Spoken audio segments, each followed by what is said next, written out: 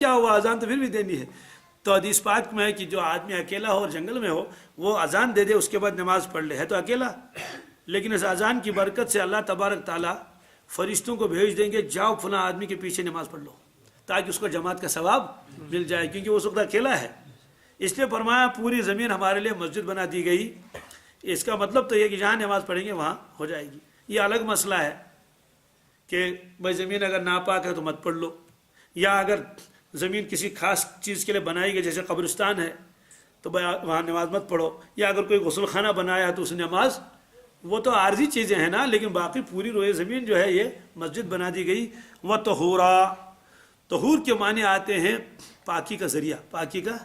پچھلی امتوں کو کیا کرنا تھا, بھائی پانی نہیں ہے پانی تلاش کر لو, نہیں ہے تو بس جب تک پانی نہیں ملتا تھا تب تک وہ نماز نہیں پڑھ سکتے تھے.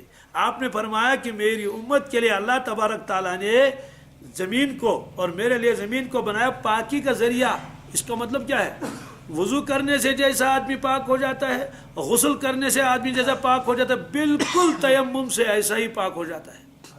تیمم آدمی کر لے بلا شک شبہ اور بغیر کسی دگدگے کے آ کے نماز پڑھ لے, طواف کر لے, اس میں بالکل کوئی حرج, بالکل کوئی فرق ہی نہیں ہے.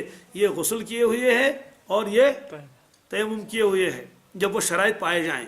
یہ بالکل ایسا ہے, ایک آدمی نماز پڑھنے کے لیے آ گیا, اس نے پاؤں دھو لیے, اس نے پاؤں, دوسرا آدمی اس نے کھپ کے اوپر مسح کیا, تو جتنا ثواب اس کو ملے گا اتنا ثواب اس کو بھی ملے گا. تو یہ نہیں کہا جائے گا جناب پاؤں دھونے والا افضل ہو گیا کس سے, اس سے نہیں. کیوں, وہ اجازت شریعت نے دے دی ہے. تو اس طرح سے تیمم والا نماز بھی پڑھا سکتا ہے, امامت بھی کر سکتا ہے. تیمم والا یہ کتابوں میں لکھا ہے کہ متیمم کے پیچھے متوضی نماز پڑھ سکتا ہے. اسی طرح سے جیسے خف کے اوپر مسح کرنے والا امامت کرے اور پیچھے بہت سارے لوگ ہیں انہوں نے پاؤں کیا ہے دھو لیے ہیں. یہ نہیں کہا جائے گا کہ جناب آپ نے تو خف پر مسح کیا ہے آپ پیچھے چلیے, اس نے تو کیا کیا ہے پاؤں دھو لیے, یہ آگے بڑھ جائے گا. فرماتے نہیں, ماسح کے پیچھے اور غاسل جو پاؤں کو دھوئے گا اس کی نماز ہو جاتی ہے.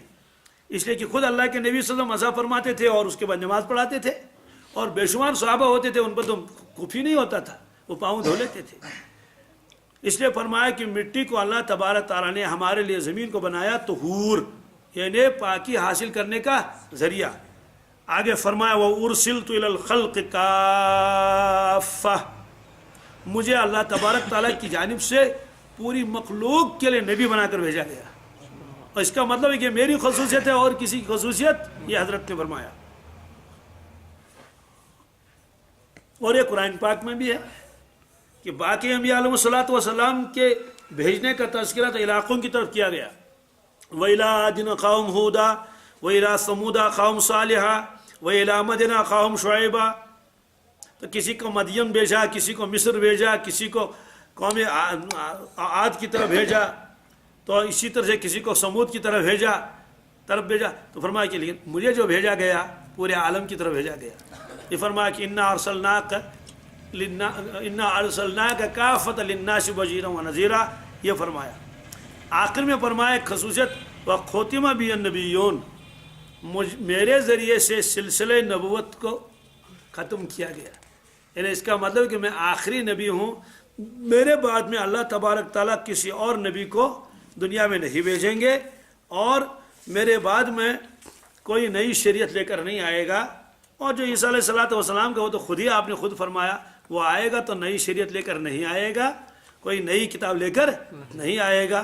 یہی راز ہے کہ جب وہ تشریف لائیں گے عصر کے وقت دمشق میں جامع مسجد میں تشریف لائیں گے مینارے پر, اس کے بعد جب لوگ ان کو وہاں سے اتاریں گے سیڑھی کے ذریعے سے, مسجد کھچا کھچ بھری ہوئی ہے, لوگ درخواست کریں گے حضرت آپ نماز پڑھا دیجئے, امامت کیجئے. حضرت انکار فرما دیں گے میں نماز نہیں پڑھا دوں گا. تو پھر ان میں ایک شخص ہوگا حضرت امام مہدی علیہ السلام, وہ حسنی ہوں گے خاندان کے اعتبار سے. نبی کریم نے فرمایا کہ وہ میری ذریت میں سے ہوں گے, وہ نماز پڑھائیں گے, وہ امامت کریں گے اور اقتداء کریں گے عیسیٰ علیہ الصلوۃ والسلام.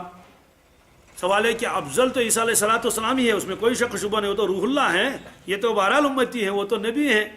لیکن یہ بتانے کے لیے تاکہ سارے لوگوں کو معلوم ہو جائے میں کوئی نئی شریعت لے کر نہیں آیا ہوں, میں کوئی نئی کتاب لے کر نہیں آیا ہوں, نیا طریقہ لے کر نہیں آیا ہوں, بلکہ میں اس وقت بحیثیت امتی آیا ہوں. اس لیے کہ امتی کے پیچھے کیا کر لے، انہی کے اقتدا میں نماز پڑھ لے گا۔ یہ فرمایا وہ ختم بھی نبیون، انبیاء علیہ الصلوۃ والسلام کا سلسلہ ہمارے ذریعے سے جو ہے وہ اختتام پذیر ہو چکا ہے۔ چلیے ایک روایت پڑھ لیتے ہیں۔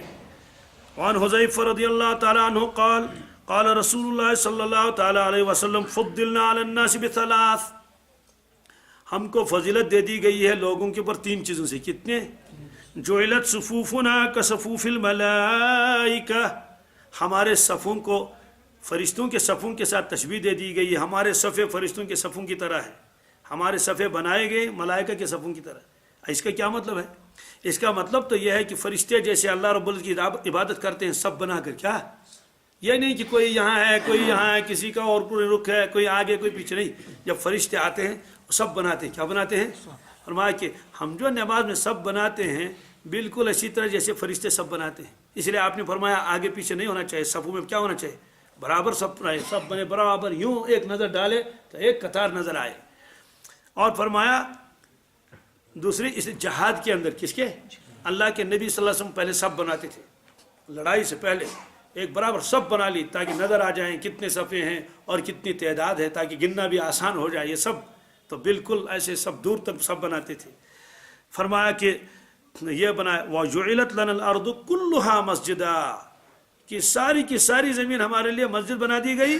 وَجُعِلَتْ تُرْبَتُهَا لَنَا طُهُورًا إِذَا لَمْ نَجِدِ الْمَاءَ، اور زمین کو ہمارے لیے پاکی کا ذریعہ بنایا گیا جب ہم نہیں پائیں گے کس کو؟ پانی کو، جب پانی ہمارے پاس نہ ہو۔